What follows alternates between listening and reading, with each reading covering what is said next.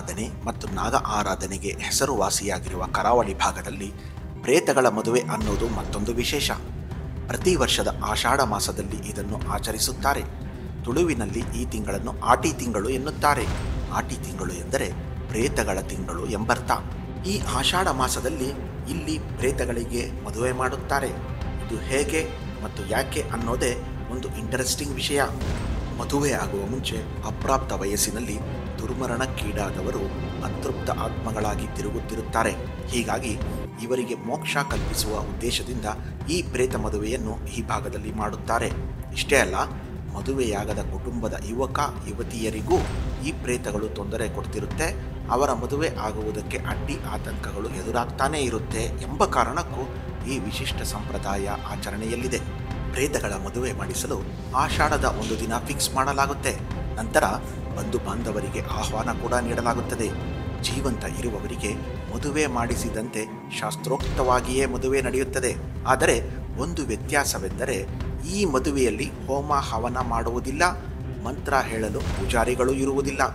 ಸಂಪ್ರದಾಯದಂತೆ ಹುಡುಗಿಗೆ ರೇಷ್ಮೆ ಸೀರೆ, ತಾಳಿ, ಹೂವು ಮತ್ತು ಹುಡುಗನಿಗೆ ಪಂಚೆ, ಶಲ್ಯ ಎಲ್ಲವನ್ನೂ ತಂದು ಮದುವೆ ಮಾಡಲಾಗುತ್ತದೆ. ಮದುವೆ ಬಳಿಕ ಅತಿಥಿಗಳಿಗೆ ಊಟ ಕೂಡ ಹಾಕಲಾಗುತ್ತದೆ. ಪ್ರೇತಗಳಿಗೆ ಮದುವೆ ಮಾಡಿಸಿದ ಎರಡೂ ಕುಟುಂಬಗಳು ಹೀಗೆಯೇ ಸಂಬಂಧವನ್ನು ಮುಂದುವರೆಸಿಕೊಂಡು ಹೋಗುತ್ತಾರೆ. ಇವೆಲ್ಲ ವಿಚಿತ್ರ ಎನ್ನಿಸಿದ್ರೂ ಸತ್ಯ. ಇತ್ತೀಚೆಗೆ ದಕ್ಷಿಣ ಕನ್ನಡ ಜಿಲ್ಲೆಯಲ್ಲಿ ಇಂಥದ್ದೇ ಒಂದು ಮದುವೆ ನಡೆಯುತ್ತೆ. ಈ ಮದುವೆ ಬಗ್ಗೆ ಸಾಮಾಜಿಕ ಜಾಲತಾಣದಲ್ಲಿ ಭಾರೀ ಚರ್ಚೆಗಳೂ ನಡೆದಿವೆ.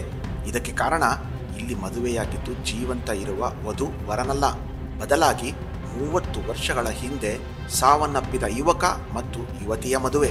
ದಕ್ಷಿಣ ಕನ್ನಡ ಜಿಲ್ಲೆಯ ಶೋಭಾ ಮತ್ತು ಚಂದ್ರಪ್ಪ ಸುಮಾರು 30 ವರ್ಷಗಳ ಹಿಂದೆ ಚಿರಯೌವನದಲ್ಲೇ ಸಾವನ್ನಪ್ಪಿದ್ದು ಅವರ ಆತ್ಮಕ್ಕೆ ಶಾಂತಿ ಸಿಗಲಿ ಎಂಬ ಉದ್ದೇಶದಿಂದ ಇವರಿಬ್ಬರ ಆತ್ಮಕ್ಕೆ ಮದುವೆ ಮಾಡಲಾಗಿದೆ. ಇದು ಕೂಡ ಜುಲೈ ತಿಂಗಳು ಅಂದರೆ ಆಟಿ ತಿಂಗಳಲ್ಲೇ ನಡೆದ ಸಮಾರಂಭ.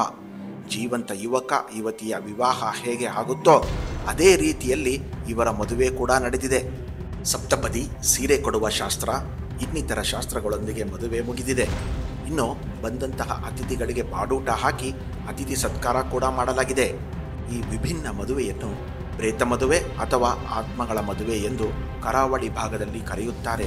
ಇದು ಕರಾವಳಿಯಲ್ಲಿ ಸಾಮಾನ್ಯವಾಗಿ ನಡೆದುಕೊಂಡು ಬಂದಿರುವ ಸಂಪ್ರದಾಯವಾಗಿದೆ.